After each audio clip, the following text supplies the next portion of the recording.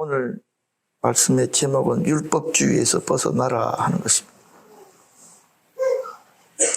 오늘 말씀을 통해서 여러분들은 율법주의가 무엇인지, 그리고 이 율법주의가 우리들에게 어떤 영향을 미치는지, 그리고 또한 이 율법주의에서 어떻게 벗어날 수 있는지에 대해서 여러분들은 말씀을 듣게 될 것입니다.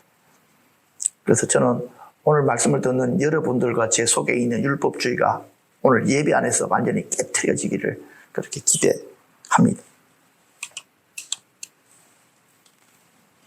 그때 바리새인들과 서기관들이 예루살렘으로부터 예수께 나와 이르되 당신의 제자들이 어찌하여 장로들의 전통을 범하나이까?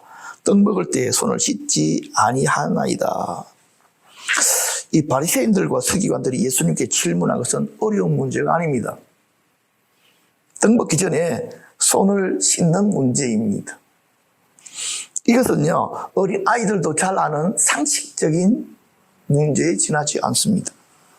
그래서 저는요, 아니, 성경에 왜 이렇게 별 중요하지도 않은 내용을 기록해 놓으셨을까? 그쵸? 손 씻는 문제를 가지고, 근데 그건 제 생각이고요. 제가 볼 때 중요하지 않다는 것하고 예수님께서 보실 때에 중요하지 않다는 것하고는 다른 차원의 문제이기 때문에 그렇습니다. 그래서 제가 제 스스로 이렇게 이야기했습니다. 그래, 내가 볼 때는 중요하지 않지만 예수님 볼 때 중요하다면 중요한 거야. 그래서 본문 말씀을 이렇게 좀 깊이 살펴보니까 지금 이 바리새인들과 서기관들은 손 씻는 위생의 문제를 가지고 지금 예수님께 말하는 것이 아니고 장로들의 유전, 좀 더 다른 말로 이야기하면요, 율법에 대한 이야기를 가지고 나온 것입니다. 장로들의 유전은 율법에 기록된 것은 아니에요. 그런데도 불구하고 율법만큼 사람들에게 영향력을 미치고 있었던 것입니다.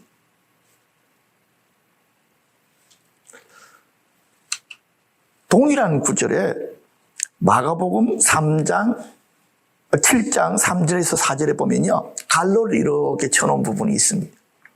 바리새인들과 모든 유대인들이 장로들의 유전을 지켜 손을 부지런히 씻지 않으면 먹지 아니하며 또 시장에 돌아와서는 물을 뿌리지 아니하면 먹지 아니하며 그 외에도 여러 가지를 지켜 오는 것이 있으니 잔과 주발과 녹그릇을 씻음이라. 그리고 옆에 보면 이렇게 갈로를 이렇게 쳐놨죠. 이는 원래 성경 원문에는 없는 것인데 누군가가 이렇게 추가시켜 놓은 부분들은 성경에 이렇게 가로를 쳐서 첨가해 놓았다는 거예요. 좀 더 설명을 붙여 놓은 것입니다. 그러니까요, 하나님의 말씀에는 없지만 그럼에도 불구하고 이들은 하나님의 말씀처럼 그렇게 이 손 씻는 문제를 접근했다, 이렇게 말씀을 드릴 수가 있겠습니다. 그러니까요, 손을 씻지 아니하고 음식을 먹는 행위는 부정탄다. 그리고 이 부정을 탄다는 소리는 하나님 앞에 어렵다함을 인정받지 못한다. 이런 식으로까지 이 문제가 진도가 나갔다는 것입니다. 그랬을 때 예수님께서는요, 이들에게 뭐라고 말씀하셨을까요? 너희는 어찌하여 너희 유전으로 하나님의 계명을 범하느냐, 이렇게 이야기합니다. 자, 그런데 말입니다. 그런데요, 예수님께서, 저는 이렇게 생각했어요. 만약 내가 예수님이라면 손 씻는 문제를 가지고 이렇게, 그쵸? 의문을 표시해 왔다면 난 이렇게 대답했을 것 같아요. 그래? 우리 제자들 보고 다음에 손 씻고 먹으라면 되지 뭐. 화내지 마. 그렇게 그것이 중요한 문제는 아니잖아. 화낼 만큼. 이렇게 하고 그냥 넘어갔을 것 같아요. 근데 예수님께서는요, 이 문제를 아주 예민하게 반응을 하십니다. 그래서 왜 그럴까 하고 가만히 살펴봤더니 이게 좀 큰 시선으로 봐야 되더라고요. 그래서 마태복음 14장에 보면요, 어떤 일들이 벌어집니까? 마태복음 14장에는 큰 두 가지 사건이 일어납니다. 한 가지는 무엇이냐니까요, 세례 요한의 죽음입니다. 세례 요한의 죽음으로 말미암아 뭐가 시작되어집니까? 하나님의 나라가 이 땅에 침범하는 일이 나타나게 됩니다. 그리고 곧 이어서 어떤 사건이 벌어집니까? 오병이의 기적이 벌어집니다. 바로 하나님의 나라의 것들이 이 땅 가운데 실제로 나타나는 역사가 열려져 버린 것입니다. 물론 이 일들로 말미암아 사단이가 움직이기 시작하죠. 그렇죠? 그래서 사람들로 하여금 이 떡 먹은 자들이 예수님을 뭘 삼으려고? 왕으로 삼으려고 합니다. 그래서 그 백성들과 제자들의 마음에 들어가지 말아야 될 이 세상 나라에 대한 기대, 자기들이 살아가야 될 미래에 대한 헛된 꿈을 꾸게 만들어버렸습니다. 그래서 예수님께서 백성들은 다 집으로 보내고 제자들은 호수 건너편으로 건너가시도록 이렇게 하시면서, 그래서 예수님께서 제자들을 훈련하시죠. 풍랑 훈련이라고요. 고난 훈련이라고요. 그 훈련을 통해서 이 제자들의 마음에 있던 헛된 기대감들이 다 깨트려져 버립니다. 죽음 앞에 서니까 명예도 별 볼 일이 없고, 그쵸? 권세도 별 볼 일이 없고, 오직 무엇만, 하나님에 대한 신앙만, 그것만 진실하다는 것을 죽음 앞에서 발견하게 되어진 것입니다. 그리고 지금 오늘 본문으로 이렇게 넘어오게 됩니다. 누가 등장을 합니까? 바리새인들과 서기관들이 등장해가지고 지금 당신들이 하고 있는 그 일들에 대해서, 그것보다도, 그러니까 그게요, 복음을 전하는 것도 중요하지만 너희들이 복음이 진짜라고 생각한다면 무엇도 지켜야 된다? 율법도 충실히 지켜야 된다. 근데 율법도 아니잖아. 이거는 장로의 유전이잖아. 장로의 유전도 너희들은 뭐 해야 된다? 지켜야 된다라고 이렇게 들고 나온 것입니다. 근데 이 문제는 별것 아닌 것 같은 문제이지만 매우 매우 중요한 문제입니다. 예수님께서 지금 천국 복음을 선포하고 계셨습니다. 그렇죠? 근데 이 천국 복음하고 비슷하게 생긴 가짜가 있었답니다. 그것이 무엇이냐니까 율법주의라고 불리우는 것입니다. 율법주의는 다른 복음입니다. 갈라디아에서 바울이 너희들이 다른 복음 따르는 것을 내가 이상하게 여긴다라고 이런 그 다른 복음이 뭐냐니까요. 복음만 가지고는 부족하니까 거기다가 무엇을 더해야 된다? 율법적인 행위를 더해야지만이 하나님으로부터 인정을 받게 된다. 여러분들은 어떻게 생각하십니까? 맞아. 우리가 복음만 가지고 사는 것은 좀 문제가 있지. 율법적인 행위가 따라야지. 근데요, 조금만 더 지나면 어떤 일이 생기는지 아십니까? 율법적인 행위가 복음 위에 이렇게 올라가게 돼요. 그러면요, 시간이 가면 갈수록 그 사람 마음속에 있던 하나님을 향한 기쁨과 즐거움과 소망들은 다 사라져버리고요. 지고 뭐만 남습니까? 율법적인 행위만 남게 되어져 있습니다. 이것이 마귀의 고단수 전략입니다. 우리 주변에 흔히 보이는 율법주의가 있습니다. 예를 들어 가지고요, 장로교회에서는요, 은연중에 이 율법주의가 강하게 몸에 배어지게 됩니다. 그래서 특히 또 예배 시간 같은 경우에도 좀 예를 들면 이런 거예요. 예배가 시작되어지면 종을 땡 치워 정확하게 그 시간에 예배가 시작되어집니다. 그리고 그 예배는 정확하게 정해진 순서를 따라서 하나하나 이루어져 갑니다. 만약 여기서 뭔가 하나 빠졌다 그러면 누군가는 화를 냅니다. 아니, 예배 시간이 왜 이게 빠졌습니까? 예배에서 그런 거 빠지는 것이 좋은 것은 아니지요. 그러나 예배의 참된 정신은요, 그 순서에 있는 것이 아닙니다. 예배의 핵심은요, 신령과 진정으로 하나님 앞에 우리 마음을 여는 것입니다. 성령님께서 오셔서 역사하시고 그 백성들을 진리의 말씀대로 만져주시는 것입니다. 그 말씀을 들을 때 우리 마음이 회복되어지고 변화되어지고 새로움을 입습니다. 이것이 진짜 예배입니다. 그런데 이 하나님을 향한 그 사랑과 믿음과 소망, 이런 것들이 다른 것들에 의해서 제한받기 시작하면요, 얼마 가지 않으면 내 마음의 불은 다 꺼져버립니다. 무엇을 지키는 데 집중하게 됩니까? 순서를 지키는 데 집중하게 됩니다. 그러면 성령님께서 그 교회를 마음 놓고 만져주시기가 어렵습니다. 이런 거나 마찬가지입니다. 성령님, 우리 교회 예배 순서 잘 정해놨으니까 성령님, 우리 순서대로 맞춰주셔야 됩니다. 이렇게 하는 거나 마찬가지. 성령님, 찬양 시간에 너무 강하게 역사하면 안 됩니다. 우리 찬양 인도자가 성령 받으면 5분 해야 될 찬양을 10분도 하고, 그렇죠? 20분도 찬양하는데 적당하게 은혜 딱 주셔서 정해진 시간 안에 찬양을 딱 맞추게 해주셔야 됩니다. 그렇죠? 성령님, 기도 시간에서 너무 강하게 일하시면 안 됩니다. 우리가 막 부르짖어서 기도하는데, 이거 하면 기도하기 시작하면 기도가 끝나지를 않아요. 그러니까 적당하게 이렇게 하셔서 기도도 함께 통성 기도할 때 3분에 딱 맞출 수 있도록 그렇게 해주셔야 됩니다. 성령님, 우리 목사님에게 너무 강하게 역사하시면 안 됩니다. 한 20분만 설교하셔야 되는데, 성령님이 강하게 역사하시면 40분도 설교하고 1시간도 설교하면 우리가 집에 가는 시간이 되게 피곤해집니다. 이렇게 되는 거예요. 우리가 정해놓은 폼 안에 성령님이 일하셔야 된다라고 착각하기 시작합니다.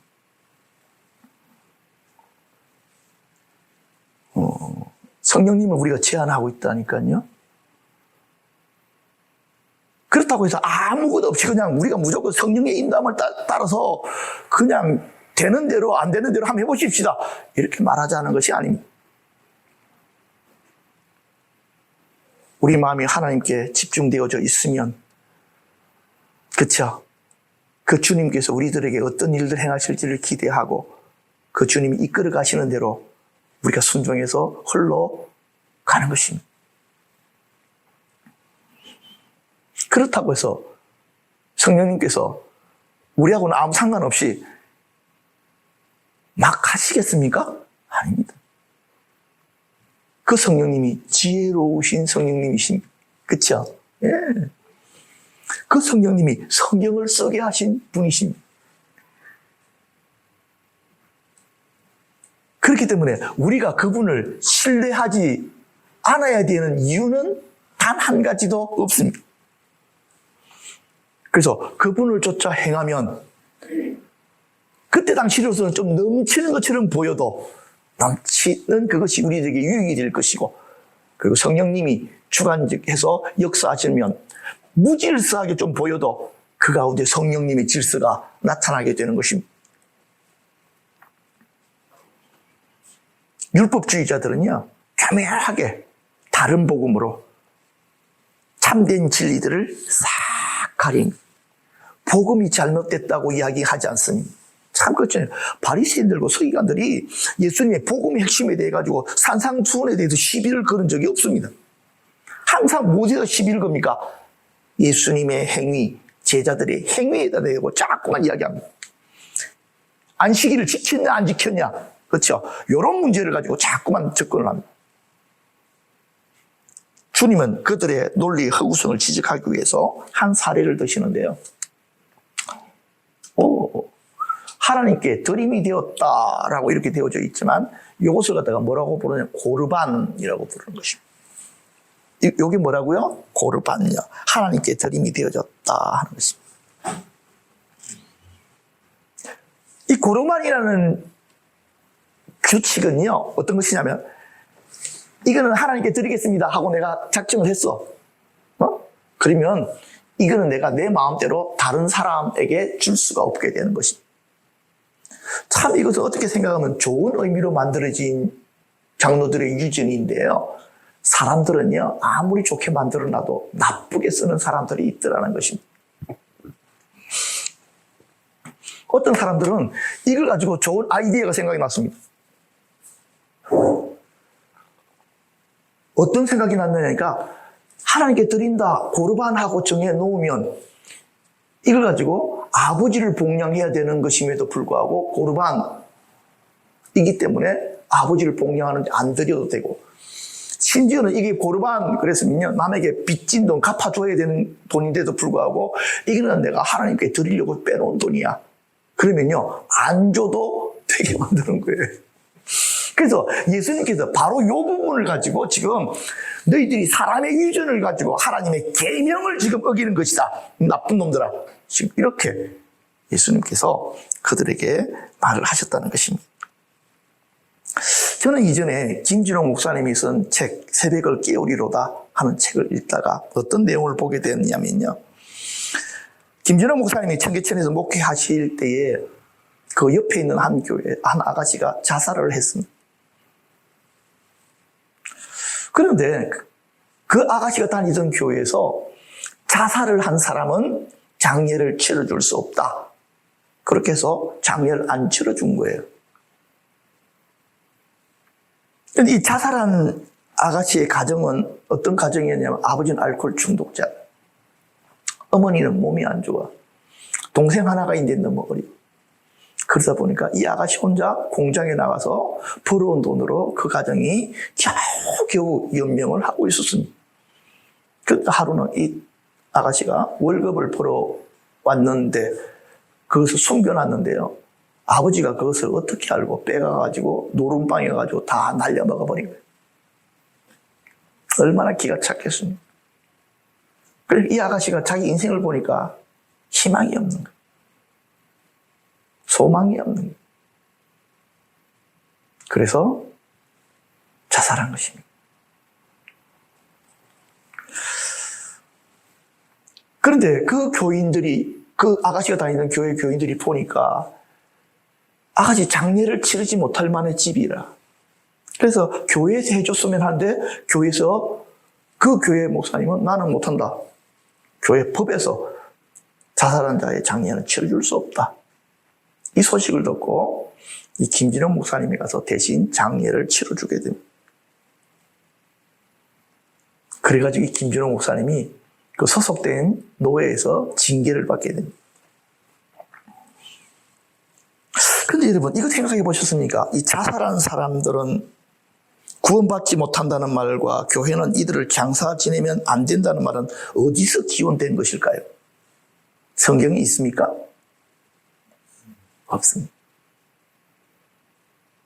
그래서 제가 찾아봤습니다. 도대체 이게 어디서부터 나온 것인가?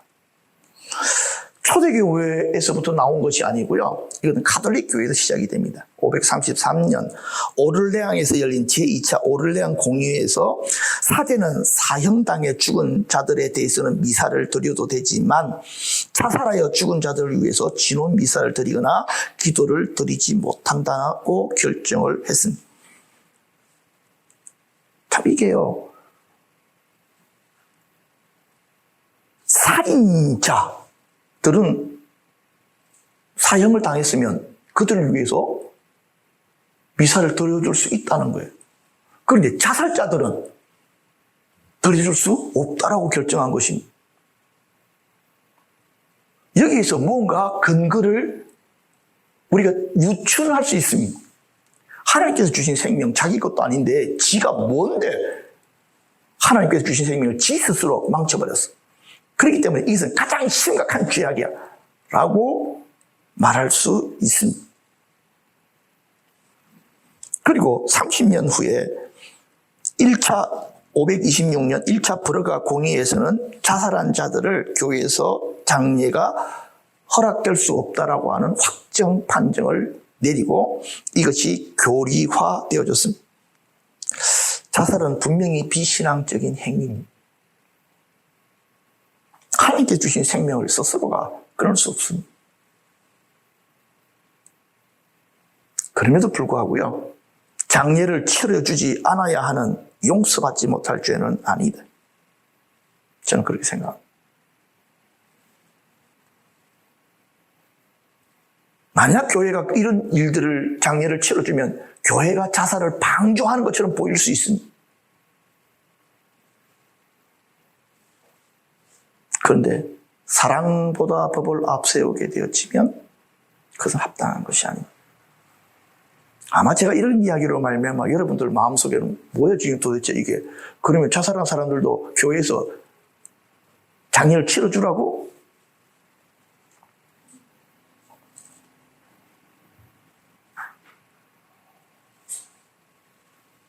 만약 누군가가 와가지고 저한테 목사님, 그러면 목사님은 장례 치러줄 겁니까? 한다면 저는 예스 할 겁니다.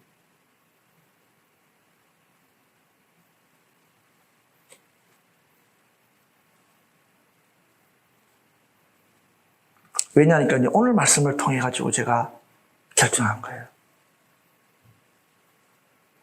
하나님의 말씀에 그렇게 기록이 되어져 있지 않습니까? 아마 누군가는 시비를 걸 것입니다. 어쩌면 노예에서, 아니, 목사님은 왜 그런 것들 갖다가 해서 장례를 치러줍니까? 그렇게 해서, 목사님은 그러면은 어떠한 벌을 받으십시오. 그럼 받겠습니다. 그것에 대해서 싸우고 싶지 않습니다.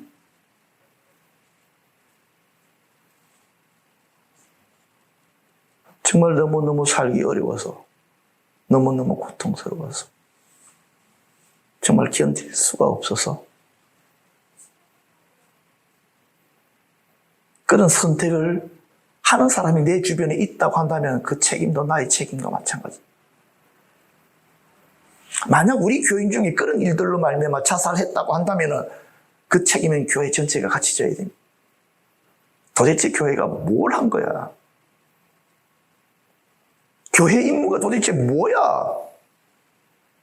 한 사람이 자살할 만큼 어려운 상황에 있는데도 그것도 알아채지 못하고 관심 가지지 못하고 스스로 자살하게 만든, 그럼 그 교회는 책임이 없는 거야? 책임져야지. 교회라며.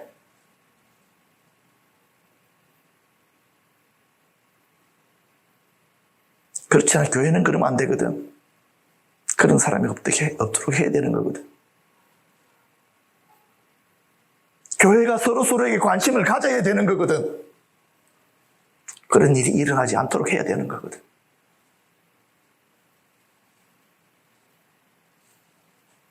그래서 저는 그렇게 생각하는 거예요.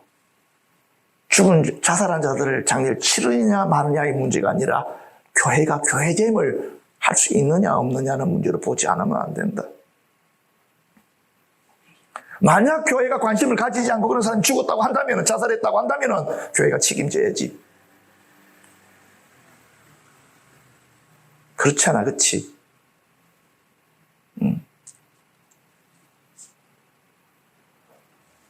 여러분들은 어떻게 생각할지 모르고 제 말씀 준비하다가 그런 마음이 내 마음에 들더라고요. 교회가 교회 아닌 것처럼 되어지니까 이런 일들이 벌어지는 거잖아. 자살은 네 문제니까 네가 알아서 해야지. 맞지. 그런데 교회는 그래서는 안 되는 거지. 교회는 하나님의 나라 백성들의 모임이라며. 만약 천국이 있는데 천국에서도 아이고 나는 도저히 다른 사람들이 힘들고 어렵게 만들어서 난 못 살겠어. 그렇게 자살한다고 하면 그것이 천국이 아니잖아. 그렇지. 천국은 그럴 일도 없겠지만 교회는 작은 천국이라며.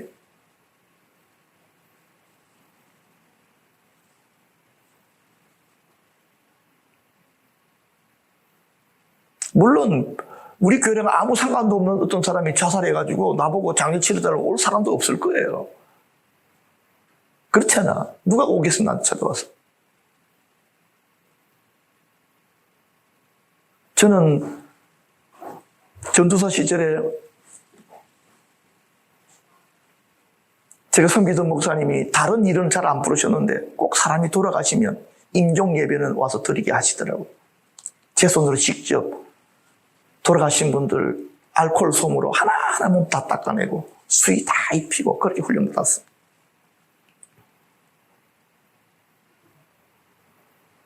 그러면 제가 느낀 게 있어요. 이게 목회자 특권이다.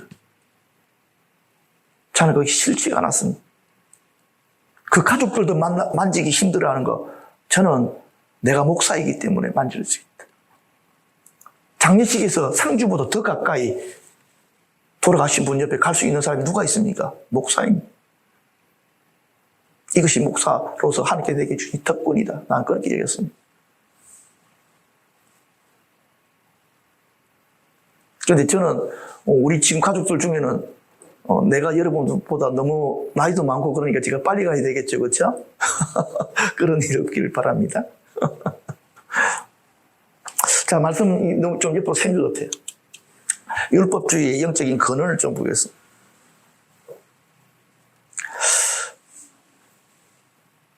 예수님께서는 그들을 뭐라고 부르시는지 외식하는 자들이라고 불렀습니다. 이 외식한다는 말은 어떤 뜻입니까? 이것은요, 경건한 척하는 거예요.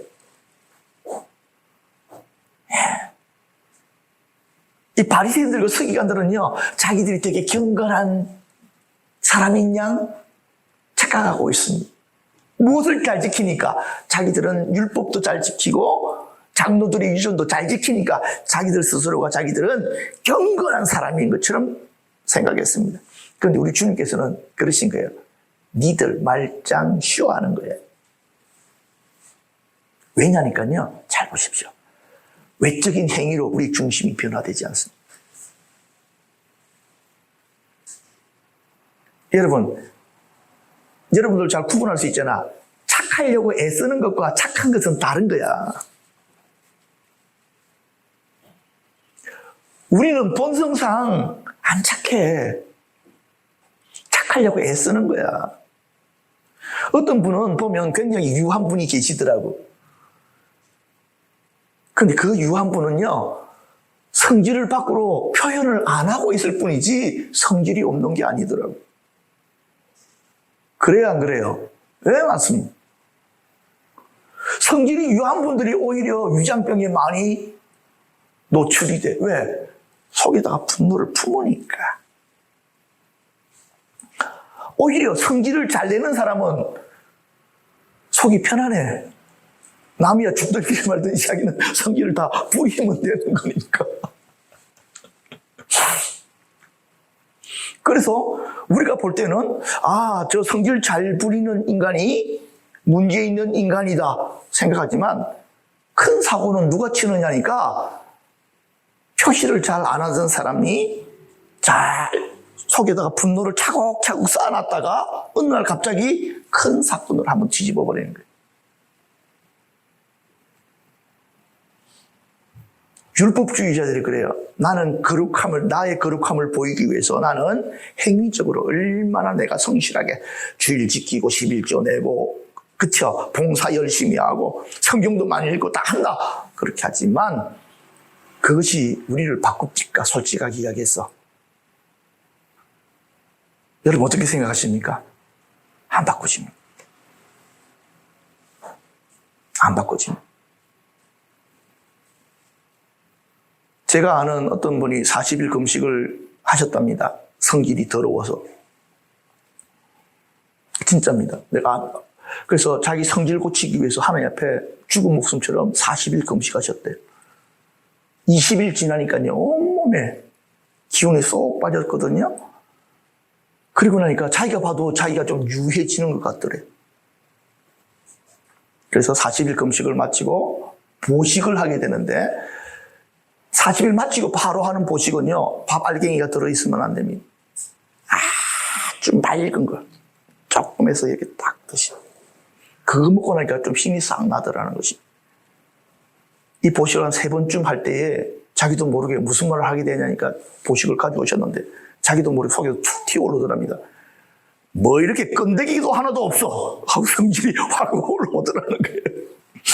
그러니까 이 양반이 금식하면서 20일 지나면서 화가 죽은 게 아니고요. 힘이 하도 빠져가지고 성질을 갖다가 못 냈던 거야. 그런데 보식 3번 먹고 나서 금방 옛본성이 죽었던 그 옛본성이 다시금 살아난 거예요. 안 됩니다. 외적인 행위로 우리 중심은 변화되지 않습니다. 어떤 사람들은 그렇게 착각합니다. 내가 정말 말씀을 열심히 읽음으로 기도 생활을 많이 함으로 새벽 기도회를 빠지지 않고 나옴으로 나는 그래도 좀 괜찮아지고 있어 라고 착각합니다. 그러나 그걸로 바꿔지지 않습니다. 안 바꿔집니다. 만약 그걸로 바꿔질 것 같으면 이 지구상 전부 다 천국이 벌써 됐을 것입니다. 교회들마다 사람들을 말미암아 차고 넘쳤을 것입니다. 안 됩니다.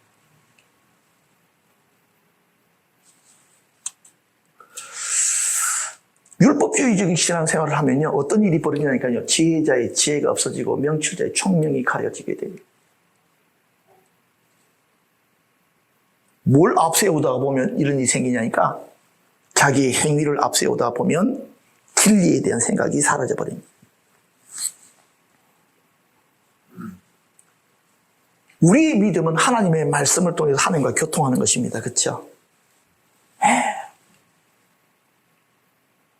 율법주의는요, 교묘하게 행위를 갖다가 더 앞장세워버립니다. 그렇게 함으로 말미암아 신앙생활은 오래 하는데도 불구하고 영적인 성장이 나타나지 않습니다. 말은 신앙적인 말을 많이 하는데 본성이 변화되어져 있지 않습니다. 그 이유는 율법주의 안에는 뭐가 없다? 생명이 없다. 율법 안에는 생명이 없어. 복음 안에만 있는 거야. 생명이.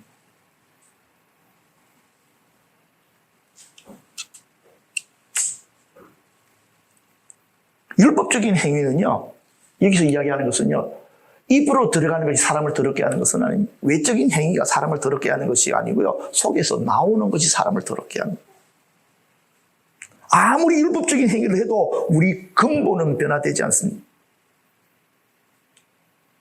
요거를 우리들이 인식해야 됩니다. 이걸 깨달아야만 됩니다. 시간이 없어서 루트의 사례는 이야기 안 하겠습니다. 바로 넘어가요. 율법주의 특징 첫 번째, 다른 사람을 비판합니다. 복음은요, 내 자신을 보게 만듭니다.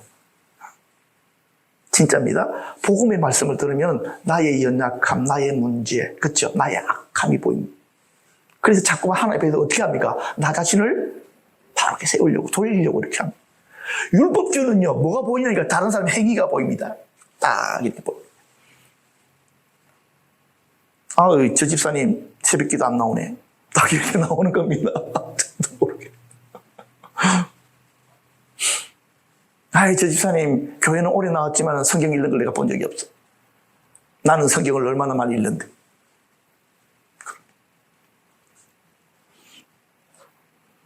비판이 율법주의의 가장 본질적인 특성입니다. 남을 비판하는 사람은요, 자기 문제가 안 보이기 때문에 그렇습니다. 자기는 행위를 통해서 나름 좀 어렵다고 오해하고 착각하고 있기 때문에 그런 것입니다. 근데요, 복음적인 사람은요, 다른 사람의 문제점을 이렇게 보면서도요, 함부로 그를 비판하지 못합니다. 왠 줄 아세요? 저 사람 안에 있는 저 문제가 내 안에도 여전히 동일하게 있다는 것을 알기 때문입니다. 그래서 저 사람이 저지른 실수를 나는 같이 저지르지 않아야 되겠다라고 자기 자신을 경계할 뿐입니다. 그래서 나를 불쌍히 여기듯이 저 사람의 연약함을 불쌍히 여기기 시작합니다. 요게 복음으로 제대로 익어가는 사람입니다.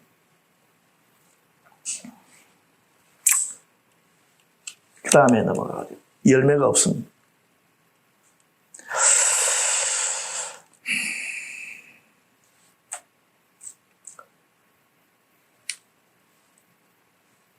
제자들이 나와 이르되 바리새인들이 이 말씀을 듣고 걸림이 될 줄 아시나이까? 예수께서 대답해 주시되 심은 것마다 내 하늘 아버지께서 심으시지 않은 것은 뽑힐 것이다. 율법적인 행위의 모든 열매는 제대로 된 열매가 맺힌다, 안 맺힌다? 안 맺힌다. 맺힐 수가 없다.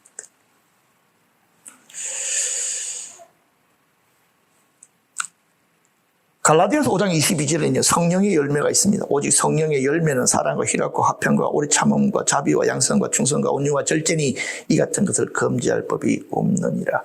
율법주의적 행위에는요, 성령의 열매가 맺히지 않습니다. 율법주의자들은요, 냉철합니다.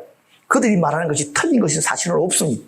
그렇기 때문에 다른 사람들이 함부로 말을 하지 못합니다. 그러나 말입니다. 율법주의는 자기 자신도 구원 못하고 다른 사람도 구원할 수가 없습니다. 그래서 우리 주님께서는, 하나님께서는 뭐라고 하십니까? 예, 그것들은 내가 다 나중에 뽑아버릴 것이다. 어디서? 하나님의 교회에서부터. 세 번째로는요, 소경이 되게 합니다. 그냥 두라. 그들은 맹인이 되어 맹인을 인도하는 자로다. 만일 맹인이 맹인을 인도하면 둘이 다 구덩이에 빠질 것이다. 율법주의는요, 경건한 척 하는 거잖아. 근데 문제는 진짜 경건은 하나님의 영역에 초대를 받거든. 진짜 경건은 교회에 하나님의 기름 부음이 부어지거든. 진짜 경건은 하나님의 친밀함과 사랑이 역사하거든. 그러다 보니까 자꾸만 뭐가 열리기 시작하면 내적인 눈이 열려. 영적인 눈이 자꾸만 떠여지게 돼. 꿈을 꿔도 영적인 꿈을 꿔. 기도하다가도 자꾸만 영적인 상황들이 느껴지기 시작하는 거예요. 그것은 자연스러운 거야. 그러니까 뭘 하기 때문이 아니라 단지 참된 경건은 바로 그런 일들을 할 수밖에 없도록 만들어 놓으신 거예요. 그래서 제사장들이 경건을 요구하잖아. 그러면 뭐 때문에 경건을 요구하는 거야? 하나님의 영역 안으로 들어와서 할 수밖에 없기 때문에 그런 거잖아. 그렇지? 그러니까 우리가 영적으로 경건해지면 우리가 하나님의 영역 안으로 들어갈 수가 있게 되는 자격이 되는 거야. 그래서 하나님 안에 있는 것들이 보여지기 시작하고 느껴지기 시작하고 체험되어지기 시작하는 것, 이게 진짜 경건인 거거든. 근데 가짜 경건은 뭐지? 경건한 척하는 거야. 그런데 바로 이 실제가 없잖아. 영적인 눈 열어주심이 없는 거잖아. 그런데도 불구하고 그 사람들은 입으로는 자꾸만 이야기를 해. 무슨 이야기? 성경 이야기도 하고 교회 이야기도 하고 막 말을 많이 해. 그러나 다 부질없는 짓이다. 진짜 예수쟁이들은 뭐가 난다? 예수 냄새가 나. 냄새가 다르거든.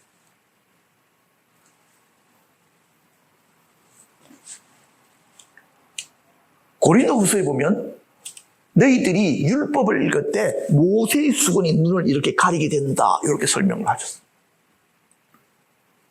율법주의자들은 눈이 가려지게 된다는 거예요. 이사야서에서는 잠들게 하는 신을 하나님께 너희들에게 보내가지고 성경책을 읽어도 무슨 뜻인지 모르게 만들어놨다는 거예요. 하나님께서 영적인 눈을 이렇게 열어주시면 성경책을 보면 무슨 말씀인지 이해가 돼. 그리고 하나님의 은혜가 느껴져. 성경을 통해서. 여러분들이나 제가 바로 이런 부분들에 대해서 좀 예민하게 좀 반응을 해야 되겠다. 자, 마지막으로는요, 율법주의에서 벗어나는 길. 지금 제가 율법주의를 여러분들에게 설명한다고 해가지고 제가 율법주의에서 벗어나 있는 것은 아닙니다. 저는 비판적인 사람이고요. 저는 많은 사람들을 딱 보면요, 뭐가 문제인지가 딱 보이는 사람입니다. 그러니까 저는 율법주의에 정말 깊이 중독되어져 있는 사람입니다. 그렇기 때문에 오늘 말씀을 준비하면서 제 스스로에게 야, 정신 차려. 너 판단 잘하지. 너 조심해. 내가 해야 될 것은 판단이 아니고 중보야. 이걸 잊지 마. 제가 제 스스로에 계속해서 다그치기 시작했습니다. 그렇잖아요. 우리가 너무 쉽게 다른 사람을 보고 판단하고, 그쵸? 말로서는 안 해도 눈으로 보고 판단하잖아요. 아이고, 제가 또 저 짓거리 하는구만. 이것은 그 사람에게 아무 도움이 안 되고 하나님 나라에 아무 도움이 안 되더라고요. 주님, 저를 불쌍히 여기십시오. 저 사람이 자기 모습들을 온전히 발견할 수 있도록 주님께 저에게 지혜를 다하여 주십시오. 이 기도가 필요하더라고요. 그게 예수쟁이들이 해야 될 일들이더라고요. 그래서요, 모든 문제에서 벗어나는 첫 번째는, 율법주의에 벗어나는 첫 번째는 문제를 인식하는 것입니다. 그런데 우리는 본성적으로 율법주의가 너무나도 몸에 길들여져 있는 사람이에요. 왜요? 율법 없는 이방인이 본성으로 율법의 일을 한답니다. 우리 본성 안에 뭐가 들어있다고요? 예. 본성 안에 율법이 들어가 있는. 그래서 교회 안 다녀도 세상 사람들도 얼마나 옳고 그름에 대해서 판단 잘하는지 몰라. 말 너무 잘해. 예수쟁이들도 말 잘하지만 예수쟁이 아닌 인간들도 너무나도 선악과 시비 잘 구분해. 근데 그것이 문제라는 걸 내가 인식하기 시작하는 거예요. 그죠? 내 안에 율법주의가 가득하구나를 인식하는 게 중요합니다. 그런데요, 그럼 율법주의를 벗어나려면은, 그럼 내가 율법하고 상관없이 율법을 안 지키면 되잖아. 이렇게 되면 뭘로 빠져들어가겠습니까? 방종으로 빠져들어간다. 율법 없이 사는 삶, 김성처럼 사는 삶입니다. 하나님과 아무 관계없는 사람이 되는 것입니다.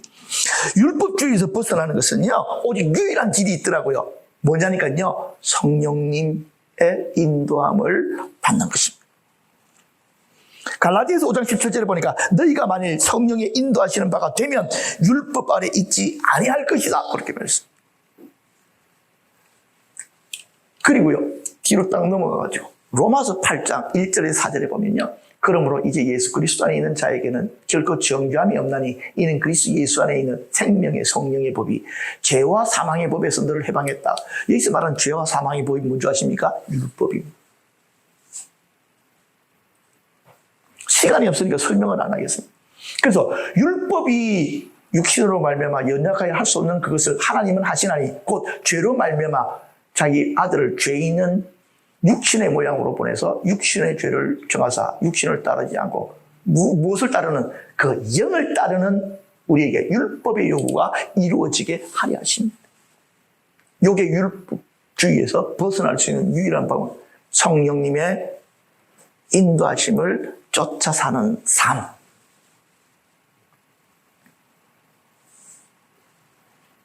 그렇다고 한다면 우리는 어떻게 해야 될까요? 우리 연약함을 하나님 내놓고요, 계속해서 구해야 됩니다. 성령님 내게 임하십시오. 성령님 내게 충만하게 임하십시오. 성령님의 사로잡힌 삶 살기를 원합니다. 이렇게 매일매일 여러분들이 이러한 기도로 성령님을 찾고 구하기 시작하면, 여러분들이 성령님과의 친밀함들을 가지기 시작하면 그분의 인도하심이 선명하게 나타나게 됩니다. 찬양을 좋아하시는 분들은요, 찬양을 더 가까이 하십시오. 그래서 마음이, 영이 자꾸 이렇게, 왜냐니까 우리 사람은 감각이 있잖아요, 그렇지? 근데 그 감각 중에 하나가 뭐냐, 영감이거든. 영적인 감각이 있거든. 이것이 계속해서 회복되어지며 열려질 수 있도록. 제 같은 경우에는요, 찬양을 들어가지고 마음이 잘 풀리는 것보다는 경건서적을 쭉 읽다가 보면 내 마음이 잠깐만 풀어져요. 왜냐니까 뭐 이렇게 생각이 많은 사람들은 그럴 수밖에 없어. 그러나 바로 그렇게 내 마음을 이렇게 준비시켜서 깊이 기도 가운데로 딱 은혜가 내 마음에 딱 와서 부딪히면 체질된 거 싹, 그다음부터는 그 영적인 느낌을 가지고 계속해서 기도로 쭉 따라 들어가는 거예요.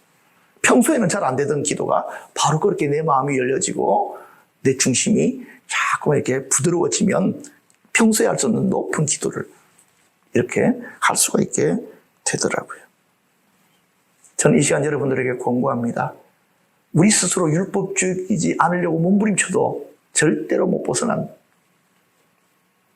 오직 하나밖에 없습니다. 성령님이 우리들 가운데 임하시면, 그쵸? 그분이 우리를 사로잡으시면 율법적인 행위로 율법에서 우리를 자유케 하십니다. 율법을 안 지킨다가 아니라 성령님 이 진리대로, 정말 진리대로 우리를 그분이 이끌어 가시는 것을 여러분들이 체험하게 될 것입니다. 이런 삶이 예수쟁이의 삶입니다. 그래서 우리는 율법주의 붙들리면요, 신앙생활이 힘들고 무거워, 고통스러워. 주일 아침 되면 한숨이 나고. 왜? 꼭 지옥으로 들어가는 것 같아. 그러나 성령님이 우리를 사로잡으시면 그 주일이 변화가 됩니다. 기다려줘. 그런 은혜와 축복이 여러분들의 있기를 주님의 이름으로 축복합니다. 기도하겠습니다.